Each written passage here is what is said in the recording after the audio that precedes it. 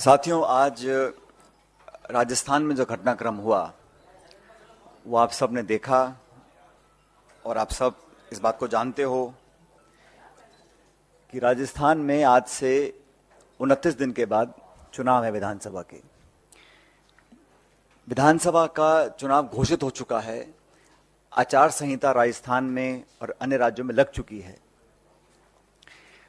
और आज ही के दिन भारत सरकार की जो एजेंसीज हैं उन्होंने जो कार्रवाई करी है जयपुर में और अन्य शहरों के अंदर, उन कार्रवाइयों की जो टाइमिंग है, जो उद्देश्य है और जो इंटेंट है वो पूर्ण रूप से संदिग्ध है। और ये मैं इसलिए कह रहा हूं कि जो एजेंसीज भारत सरकार की हैं उनका दुरुपयोग लगातार हो रहा है, ये अब जग जाहिर हो चुका है। लेकिन चुनाव संध्या से ठीक पूर्व, ठीक इलेक्शन से पहले जिस प्रकार से एजेंसीज को राजस्थान में छोड़ा गया है, कांग्रेस पार्टी के नेताओं को भयभीत करने के लिए, आतंकित करने के लिए, देश और प्रदेश इस बात को बहुत गंभीरता से देख रहे हैं। कांग्रेस पार्टी करप्शन के खिलाफ है, भ्रष्टाचार के खिलाफ है।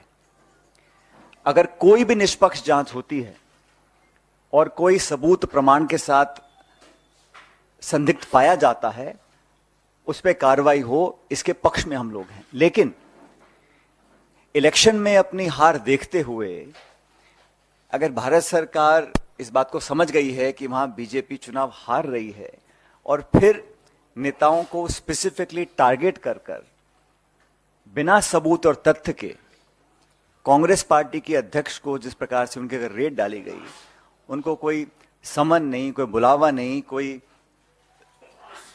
सबूत नहीं, और इस प्रकार की जो रेड डाली गई है वो सिर्फ एक संकेत देने के लिए दी गई है, मैसेज देने के लिए दी गई है कि अगर हम पॉलिटिकली कमजोर पड़ेंगे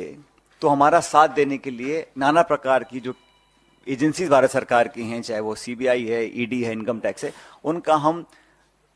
दुरुपयोग करेंगे और लोगों के अंदर एक तरह का भय पैदा करने की हम कोशिश करेंगे। इसका कांग्रेस पार्टी पूरी तरह से विरोध करती है